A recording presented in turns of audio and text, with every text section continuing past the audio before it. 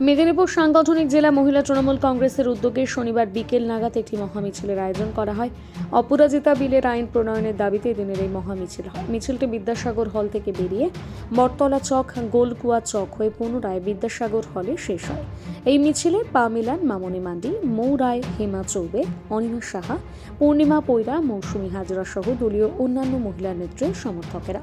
তাদের দাবি পূরণ না হলে আগামী দিনে বৃহত্তর আন্দোলনের হুঁশিয়ারি দেওয়া হয় এই মিছিল থেকে। আজকে আমাদের মেদিনীপুর সাংগঠনিক জেলা তৃণমূল মহিলা কংগ্রেসের উদ্যোগে চাই সত্তর অপরাজিতার স্বাক্ষর, এই স্লোগান নিয়ে আজকে মহিলা তৃণমূল কংগ্রেস আমরা পথে নেমেছি।